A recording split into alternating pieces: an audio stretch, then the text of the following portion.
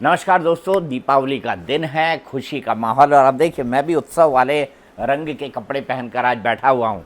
आज दिन तो बहुत अच्छा है। दिन आपको शुभ हो, माँ लक्ष्मी की कृपा और हमारे सभी इष्टों की कृपा आप पर बनी रहे।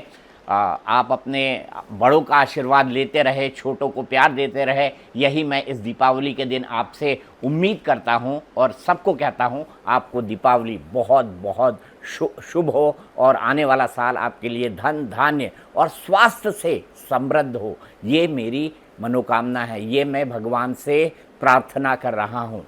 लेकिन हाँ, दीपावली है। लेकिन इस दीपावली पे मैंने आपको कल भी बताया था कि ये डबल स्टैंडर्ड क्यों हो जाता है हिंदू त्योहारों के आसपास, और हिंदू त्योहारों के आसपास ये नैरेटिव क्यों चलने लगता है कि पटाखे नहीं फोड़ने हैं, होली पे रंग नहीं इस्तेमाल करना है, और क्या बोलते हैं, पानी का बेजा इस्तेमाल नहीं करना है। दुनिया भर की बातें। और कई लोग तो इसको लेके कोर्ट पहुंच जाते हैं, कई लोग इसको लेके अलग अलग तरह की पिटिशंस लगाते हैं। अब इस पूरे माहौल और इस पूरे नैरेटिव बिल्डिंग के बाद क्या हो गया है, अब पूरे देश में 2 ही घंटे पटाखे फोड़े जा सकते हैं। ठीक है, दिवाली पे तो हम दिल्ली वाले मान चुके हैं, हम जैसे लोग तो मान चुके हैं कि अब हम कभी पटाखों को हाथ नहीं लगा सकते दिल्ली के अंदर, क्योंकि दिल्ली में इतना सख्त बैन लागू है। लेकिन हाँ, एक बात मैं ज़रूर कहूँगा, वो थोड़ी राजनीतिक है। कुछ एक पार्टी को चुभेगी, पर मुझे उससे फ़र्क नहीं पड़ता। अभी हमारे एक नेता, नाम नहीं लूँगा, आप सब जानते हैं, जेल से निकले थे। जेल से निकले थे, उनके जेल से निकलने की खुशी में आतिशबाजी की गई। तो नेताजी के जेल से निकलने की खुशी में आतिशबाजी होगी, तो दीपावली के दिन जो हिंदू लोग हैं वो अपना त्यौहार नहीं मनाएंगे। और बताइए कैसे कैसे नैरेटिव कोर्ट के अंदर और इन पिटिशंस के अंदर दिए जाते रहे।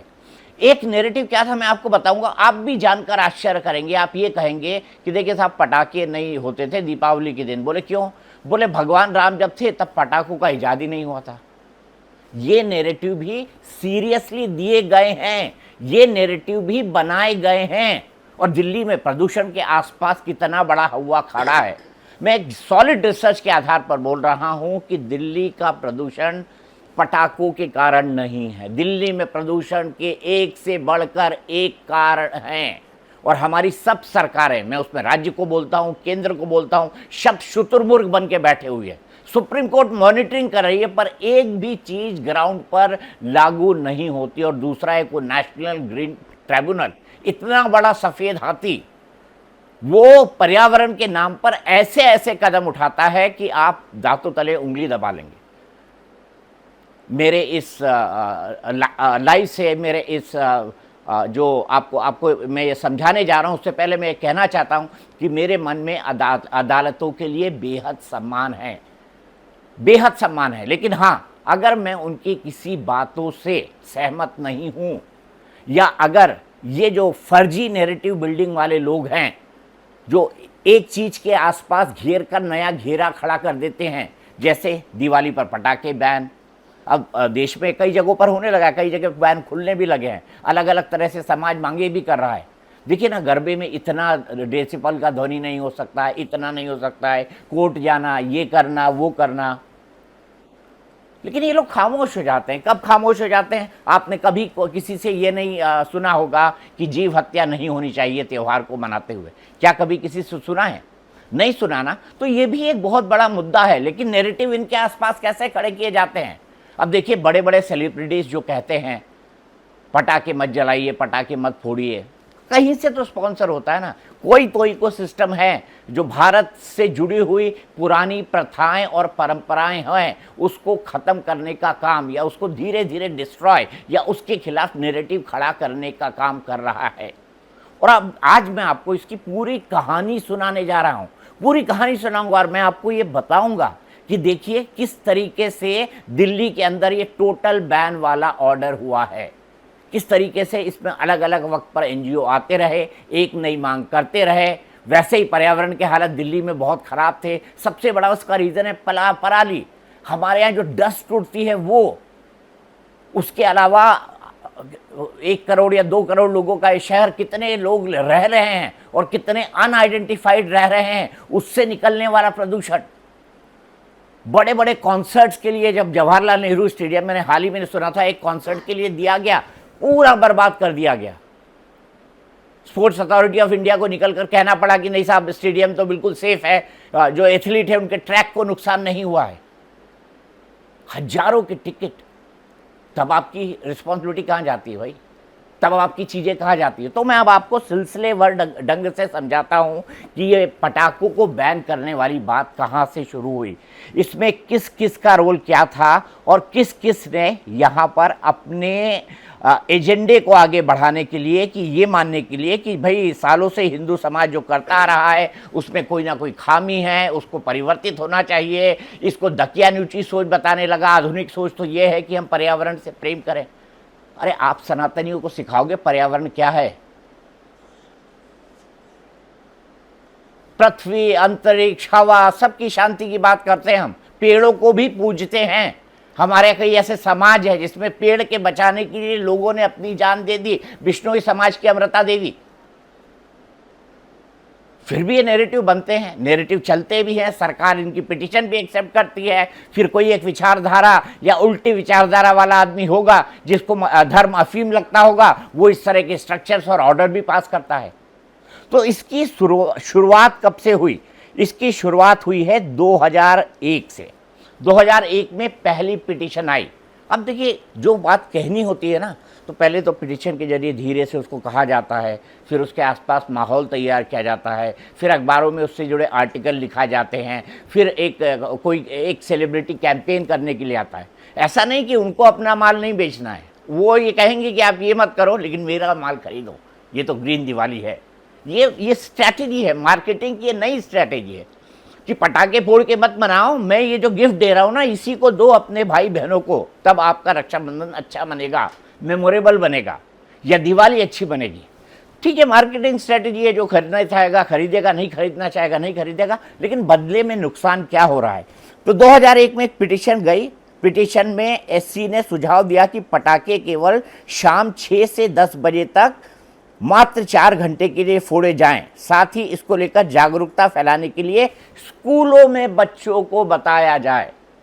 ठीक है, सबसे आसान क्या है कि जो बाल हट होता है ना, वो सबसे खतरनाक होता है, और ये जो त्यौहार होते हैं ना, इनमें बच्चों को हट करने का एक मौका होना चाहिए। मुझे बड़ा दुख होता है कि बच्चे अब स्कूल में जाते हैं और धीरे धीरे बड़े हो रहे हैं।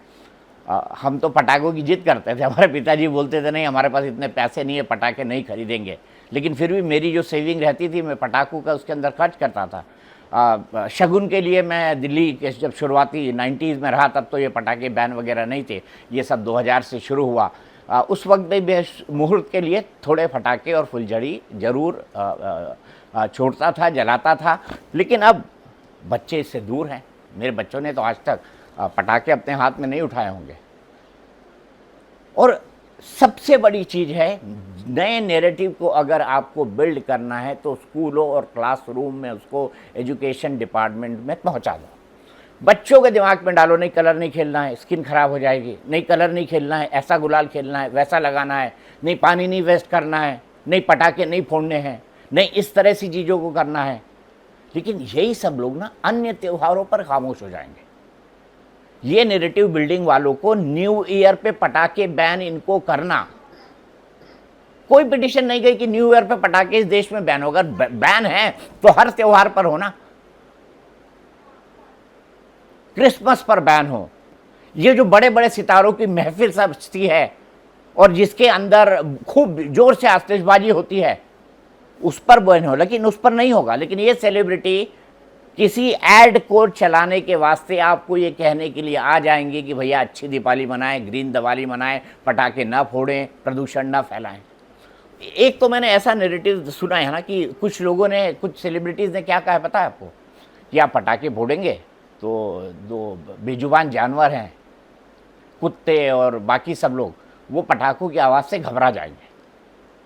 बात थोड़ी लॉजिकल है कि हाँ, एक शॉक वैल्यू तो आवाज़ का होता है, ध्वनि का होता है, बट निरीह पशु से आपको इतना प्रेम है, लेकिन बाकी मजहब के त्योहारों में निरीह पशुओं के साथ क्या होता है, क्या कभी आप कह सकते हैं कि नहीं इस त्यौहार के अंदर कुर्बानी न दी जाए? और इस त्यौहार के अंदर जो है वो जीव हत्या नहीं करी जाए और जीव हत्या पाप है। तो ये नैरेटिव सबसे पहले बच्चों को पहुंचाया जाता है, बच्चे इसको पकड़ते हैं, माता पिता और घर तक लाते हैं, नई चीज़ें और नई परंपराएं बनती हैं। फिर उसके बाद क्या होता है मैं आपको फिर बताता हूँ। उसके बाद क्या होता है, उसके बाद 4 घंटे का हो गया, ठीक है। अब ये पिटीशन जो थी ये लिटमस टेस्ट थी, क्योंकि हिंदुओं से इसका कोई विरोध नहीं हुआ। फिर 2005 में एक और याचिका लगी जिसमें कोर्ट ने इस बार पटाखों को ध्वनि प्रदूषण से जोड़कर आपराधिक कृत्य बता दिया, अर्थात रात 10 बजे के बाद पटाखे फोड़ना आपराधिक कृत्य हो गया। कब हो गया ये? 2005 में रात 10 बजे के बाद पटाखे फोड़ना क्रिमिनल हो गया। अब इसका भी विरोध नहीं किया, ना हिंदुओं ने किया, ना सरकारों ने किया। इसके बीच आसपास ये नैरेटिव जो है लगातार बनता ही जा रहा था कि प्रदूषण दिल्ली की बड़ी समस्या है। मैं सरकारों को यही कहता हूं, भाई आप रोटी मत दो, खाना मत दो, कुछ मत दो, सांस लेने के लिए साफ हवा तो दे दो, लेकिन हमारे पास, दिल्ली वासियों के पास वो भी नहीं है। बाकी सब लोग लगातार जो है वो ऐश कर रहे हैं, बड़े बड़े चीज़ें हो रही हैं दिल्ली के अंदर, और नेताओं को, दिल्ली के नेताओं से तो मेरी उम्मीद जो है बिल्कुल ख़त्म ही हो गई है कि इसके एक्शन प्लान पे ये कभी काम करेंगे। प्रदूषण की असली वजहों तक नहीं जाएंगे। 2010 में एनजीटी की स्थापना हुई और इसने दिवाली, होली, अमरनाथ यात्रा सब पर ज्ञान देना शुरू कर दिया। नेशनल ग्रीन ट्रिब्यूनल, ये एक और एक्स्ट्रा कॉन्स्टिट्यूशनल अथॉरिटी है। कभी इसके डिटेल में जाएंगे ना तो आपको बड़े आश्चर्यजनक चीज़ें आएंगी। अब 2000, उसके बाद 2016 में क्या हुआ, 2016 में पटाखे के बैन की बात हो गई और एलजी ने इसको ठुकरा दिया। तब 2017 में 3 एनजीओ एक साथ एससी पहुंचे, जिसमें एक एनजीओ आवाज था। अब मैं इनके करता धता नेट पे सर्च कर जाइएगा, मिल जाएंगे। और वायु प्रदूषण के लिए इसे खतरनाक बताते हुए तत्काल प्रभाव से बैन करने की मांग की।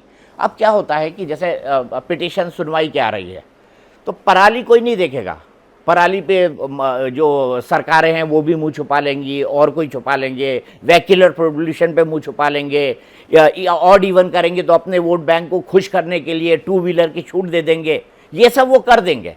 तो ऐसे प्रदूषण के केसेस के सुनवाई के वक्त मुद्दा क्या बनाया जाता है? डाइवर्ट करने के लिए प्रदूषण। जबकि टॉप 10 कारणों में पटाखे, दिवाली के दिन पटाखे जलाना प्रदूषण का मुख्य स्रोत नहीं है। अब तो आपने बैन कर दिया ना, तो भी दिल्ली की हवा सांस लेने के काबिल क्यों नहीं है? बताइए, कोई इसका जवाब दे सकता है? कोई सरकार इसका जवाब दे सकती है? कोर्ट जो इसकी पूरी मॉनिटरिंग कर रहा है वो इसका जवाब दे सकती है कि आपने दिल्ली में तो पटाखा बैन कर दिया, लेकिन दिल्ली में पटाखे बैन होने के बाद जो है, क्या दिल्ली की हवा सांस लेने के काबिल हो गई है? अब होता क्या है, इस पूरी बात का छुटपुट विरोध हुआ, लेकिन इसके बाद इसी तरह के एनजीओ 2018 में फिर कोर्ट पहुंच गए, और कोर्ट पहुंचने के बाद इस बार पटाखे फोड़ने पर ही बैन लगा दिया गया, लेकिन झुनझुने के तौर पर ग्रीन पटाखे बोल दिया गया, ग्रीन पटाखे जनाब। और सुन भी लिया लोगों ने हमारे यहाँ पर, ग्रीन पटाखा जैसा कोई कॉन्सेप्ट ही नहीं है। ग्रीन पटाखा, और बाद में सुप्रीम कोर्ट ने भी खुद ने माना कि ग्रीन पटाखे होते ही नहीं है। ये जितने लोग ज्ञान दे रहे थे ना अपना, ये जो नए नए त्योहारों पर इनके ज्ञान आते हैं, ये जो ज्ञान दे रहे थे, उनने भी माना कि ग्रीन पटाखे तो होते नहीं हैं। तो दिक्कत क्या है, जब आपके सामने किसी बड़ी समस्या का समाधान नहीं दिखता है ना आपको, तो आप क्या देखते हो कि ठीकरा किस पे फोड़ा जाए। तो त्यौहार, हिंदू त्यौहार, दिवाली के पटाखे, आप इस पे ठीकरा फोड़ दीजिए और ठीकरा फोड़ के कोर्ट पहुंच जाइए। बोल देखिए कितना नुकसान हो रहा है। कई सारे हिंदू त्यौहार है जिसको लेकर अलग अलग तरह की पिटीशंस आती हैं और कोर्ट उनको एंटरटेन करता है। मैं ये नहीं कहता ये कोर्ट के अधिकार क्षेत्र के अंदर नहीं आता है,